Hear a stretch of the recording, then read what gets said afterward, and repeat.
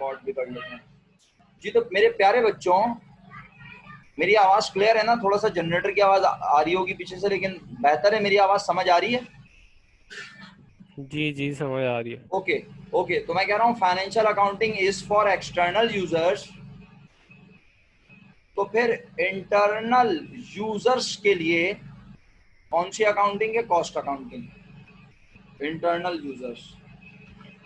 अब आपको पता है एक्सटर्नल और इंटरनल यूजर क्या होते हैं? आप मुझे लिखवा सकते हैं? मैं अगर आपसे बोलूं मुझे लिखवाएं इंटरनल और एक्सटर्नल यूजर, तो मुझे आप लिखवा सकते हैं कौन कौन होते हैं? कुछ आइडिया है आपको? बताएं कौन लोग होते हैं जिन्हें फाइनेंशियल अकाउंटिंग से गर्ज होती है, और कौन होते हैं जिन्हें कॉस्ट अकाउंटिंग से गर्ज होती है?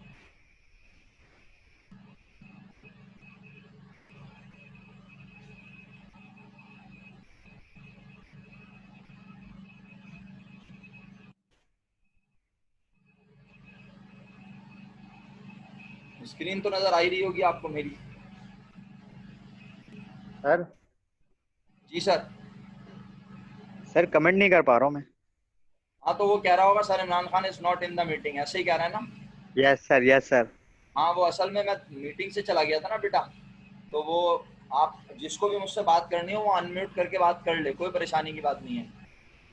अच्छा। हाँ ये प्रॉब्लम आती है जब मीटिंग से एक बार होस्ट चला जाता है तो वो अक्सर तंग करता है, फिर इतनी आराम से मानता नहीं है वो। तो आप में से किसी को कोई बात पूछनी हो? सर ये देखें, मैंने आपको एक ब्लॉग अपना दिखा रहा हूँ, ये आपको नज़र आ रहा हो अगर, इसको मुनासिब कर लेता हूँ कुछ।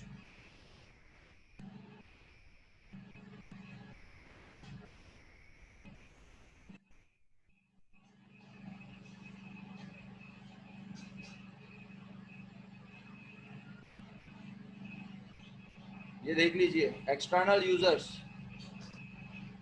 Internal users.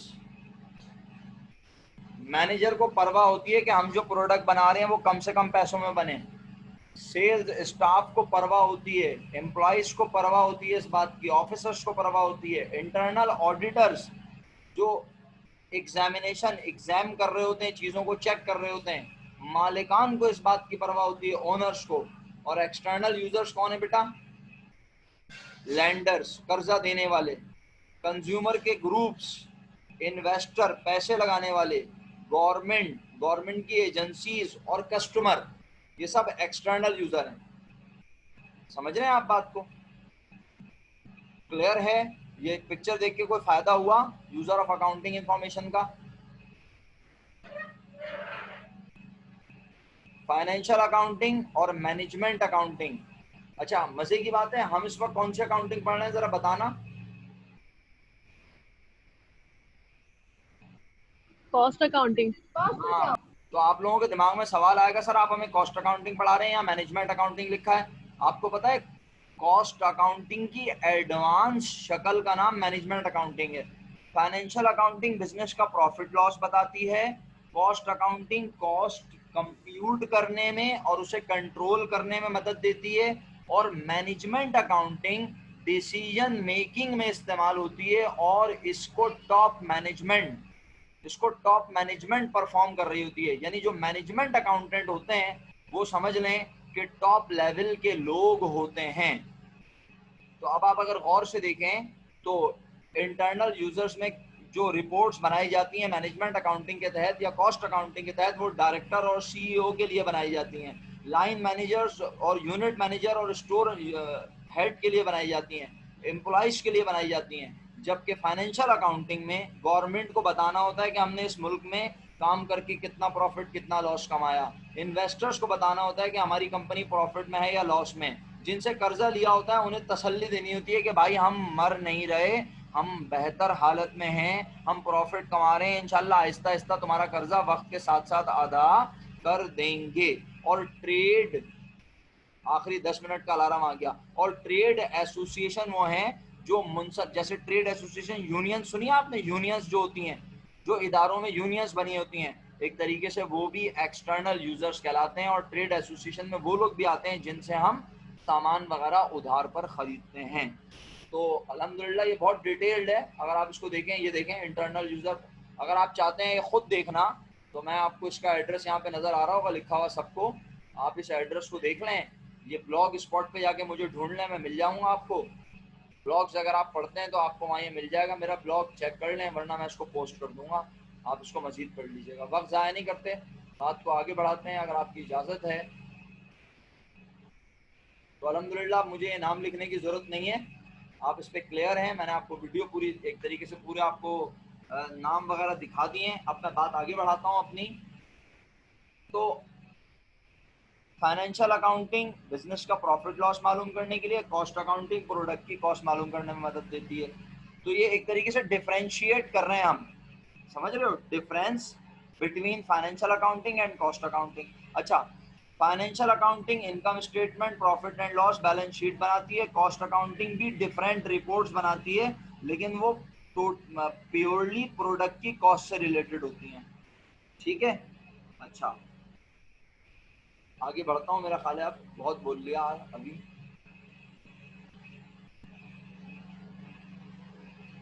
Planning and control के लिए काम आता है। अब आप ये वाला पैराग्राफ आप खुद पढ़ लीजिएगा। हम बढ़ते हैं अकाउंटिंग फॉर मैन्युफैक्चरिंग ऑपरेशंस की जानिब। अकाउंटिंग फॉर मैन्युफैक्चरिंग ऑपरेशन असल में इस चैप्टर का नाम है जो अब हम शुरू कर रहे हैं, ये चैप्टर 1 है। 5 ईयर में आपको पहला सवाल ज़्यादातर अकाउंटिंग फॉर मैन्युफैक्चरिंग ऑपरेशन के नाम से नज़र आएगा। और मज़े की बात बता दूं आपको कि अगर आमाल अच्छे हों इंसान के तो चैप्टर ये एक है, लेकिन इससे 2 सवाल बन जाते हैं पेपर में कभी कभी, यानी 40 नंबर की तैयारी हो जाएगी अगर आपने इसको पढ़ लिया, लेकिन मैं 20 ही मानूंगा, परेशान ना हो आप। यानी एक सवाल तो 100% हर साल इसमें से आता है, दूसरा भी कभी कभी आया है। अच्छा, कॉस्ट अकाउंटिंग के पूरे पूरे पेपर आपको मिलेंगे 2019, 18, 17, 16, 15 और 14 तक। उसके बाद 13 से लेके 2007 तक आपको एडवांस कॉस्ट का एक ही पेपर मिलेगा, क्योंकि पहले एडवांस और कॉस्ट 100 नंबर का एक पेपर होता था। 60 नंबर की एडवांस होती थी, 40 नंबर की कॉस्ट। 40 नंबर की कॉस्ट में वो 3 सवाल देता था 20-20 नंबर के, और उसमें से कोई 2 करने होते थे 40 नंबर के। तो आपको उन ईयर्स में 2 से 3 सवाल नजर आएंगे, 3-4 सवाल नजर आएंगे। जबकि 2019 से लेके जनाब 14 तक और 2006 से लेके 2002 तक आपको पूरा पूरा कॉस्ट अकाउंटिंग का पेपर मिलेगा 5 ईयर में प्रैक्टिस के लिए। आप सब क्लियर हैं, बातें समझ आ रही हैं? आगे इजाजत है बढ़ने की?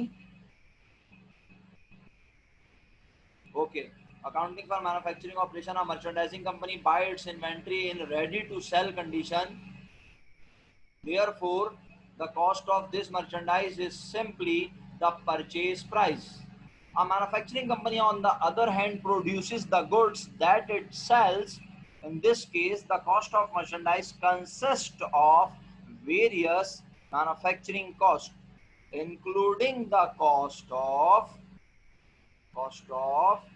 raw material used in the production process. क्यों प्यारे बच्चों, लिखा हुआ नजर आ रहा है? यही लिखा था हमने। अच्छा, और क्या है? Wages earn by factory workers. भैया तमीज से पढ़ना इसे, ये ना समझ लेना हमने अर्न कर ली वेजेस। ओ भाई, हमने अर्न नहीं की, अंग्रेजी तमीज से पढ़ने की जरूरत है। बोल रहा है wages earn by factory workers, किन्होंने किन्होंने उजरत, दिहाड़ी कमा ली। दिहाड़ी, वेजेस उजरत को कहते हैं, दिहाड़ी को कहते हैं। सैलरीज और वेजेस का फर्क बीकॉम पार्ट 1 में भी बताया।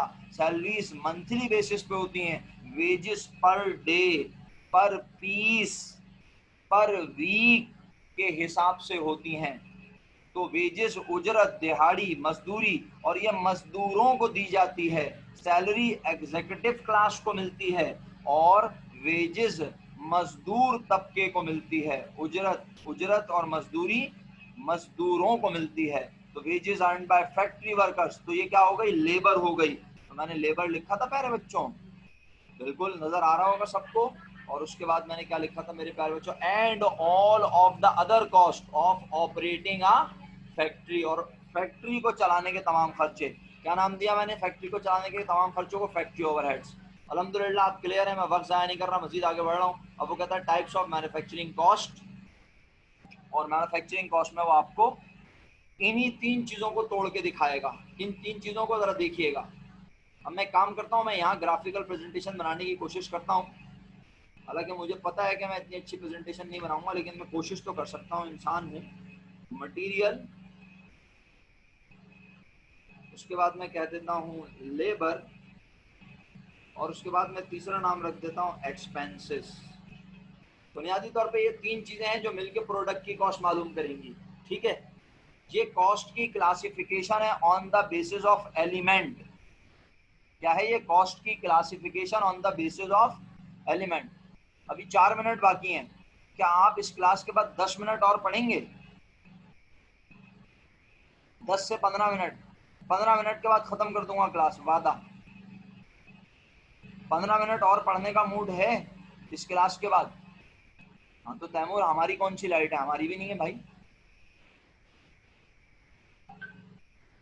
15 मिनट का एक सेशन, बस पूरे 15 मिनट जैसी हो आप बोलना सर 15 मिनट हो गए, बस अब क्लास खत्म करें वादे के मुताबिक, तो मैं खत्म कर दूंगा।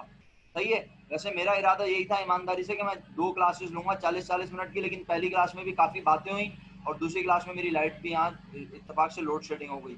लोड शेडिंग हो नहीं रही है, वो अचानक हो रही है, बस अचानक लाइट चली जाती है। अच्छा, तो शुक्रिया, फिर इसी लिंक पे दोबारा आएंगे हम लोग इंशाअल्लाह, और 15 मिनट का सेशन होगा। सही है? और आप मुझे 15 मिनट के बाद बताएंगे, मैं ऑफ करूंगा। अच्छा जी, तो अब मैं कहता हूँ, बड़ी कीमती बात कह रहा हूँ भाई, आपको बड़े ध्यान से सुननी पड़ेगी, आप नहीं सुनेंगे बड़ी मुश्किल में पड़ जाएगी जिंदगी। मेरे बच्चों, देखो एक मिसाल देता हूँ। तुम्हारी अभी ये क्लास है ना, तुम्हारी बीकॉम पार्ट 2। मैं अगर तुमसे बोलूँ अपनी क्लास को क्लासिफाई करो, मुख्तलिफ हिस्सों में बांटो, अपनी क्लास की क्लासिफिकेशन करो, तो मुझे बताएं किस किस तरह से क्लासिफिकेशन होती है। क्या एक ही तरह से हो सकती है या एक से ज्यादा तरह से हो सकती है? और अगर हो सकती है तो किस किस तरह से? क्लासिफिकेशन का मतलब नहीं पता तो उर्दू में सुन लें, मुख्तलिफ हिस्सों में बांटना। बोलें, अगर मैं बीकॉम पार्ट 2 की क्लास की क्लासिफिकेशन करना चाहूँ तो मैं किस किस तरह कर सकता हूँ? है कोई जवाब आपके दिमाग में? कोई आइडिया है? सर है, पर मेरा माइक माइक तो मुझे बताना पड़ेगा, चैट ऑफ हुआ हुआ है। हाँ बताओ बताओ बताओ, बेहतरीन, वर्दा ने 2 जवाब सर बता दिए। सबसे सबसे पहले हम जेंडर को अलग करेंगे। जबरदस्त, एक्सीलेंट, वर्दा ने भी यही बोला है, जेंडर, मेल और फीमेल, एक क्लासिफिकेशन हो गई on the basis of gender. सही है? काशान भाई, काशान भाई है ना हमारे साथ? Yes sir. Yes excellent sir. मेरा बेटा। दूसरी और कोई बताओ यार, ये बाकी लोग सो रहे हैं क्या? सर दूसरी, सर हाइट के हिसाब से करेंगे। अरे वाह, ऐसा लग रहा है मैं स्टैटिस्टिक्स पढ़ा रहा हूँ। सर यही होता है स्टैटिस्टिक्स में। क्या बात है, छा गए भाई। वर्दा ने भी फौरन लिखा हाथ के हाथ, हाइट, यानी शॉर्ट हाइटेड अलग हो जाएंगे, और जो है जिनके कद ज्यादा ऊंचे हैं या बड़े हैं, जो मोर देन 5 फीट है वो अलग, जो लेस देन 5 फीट है वो अलग, है ना? ऐसा कर लिया। और बताओ। सर फिर इसके बाद हम देखेंगे कि कौन से बच्चे की परफॉर्मेंस अच्छी है, कौन से की हाँ, नहीं है, फिर उनमें से उनको क्या अलग बात करेंगे। है, यानी on the basis of performance भी क्लासिफिकेशन हो सकती है यस ना? सर। यानी अच्छे यस बच्चे, सर। बुरे बच्चे। नहीं बुरे नहीं, गंदे। अच्छे बच्चे, अच्छा। गंदे बच्चे, यानी ऐसे बच्चे जो होमवर्क करते हैं। और एक क्लासिफिकेशन ये भी हो सकती है, छुट्टी करने वाले बच्चे, रेगुलर वाले। और एक रेगुलर स्टूडेंट, है ना? अच्छा, तैमूर भाई ने यस सर। बोला, तैमूर भाई ने और वर्दा ने तो बहुत पहले बोला था, और तैमूर भाई ने भी बोला, तो अब मैं बता रहा हूँ, एज के लिहाज से भी तो बांटा जा सकता है। कुछ कहेंगे हम तो अभी स्वीट 16 में चल रहे हैं। क्यों भाई काशान, तुम्हारे स्वीट 16 हो गए, यस सर। है ना? तो एज से सर हम पता नहीं कर पाएंगे। अच्छा हाँ, ये बात भी सही है, लेकिन बेटा अंदाजा भी किसी बला का नाम है। हम तो ये देख के बता देते हैं कि हमें फ्यूचर में पैसे मिलेंगे या नहीं। हम तो बेड डेट्स का अंदाजा सही। लगा लेते हैं, तो हम अंदाजा उम्र का क्यों ना लगा पाए? हम उम्र का भी अंदाजा लगा लेंगे, तुम फिक्र ना करो। ठीक है? इसका मतलब है उम्रों की बेसिस पे भी क्लासिफिकेशन हो सकती है। बस खुश रहो मेरे बच्चों, इतना बहुत है। यार देखो, बात यह है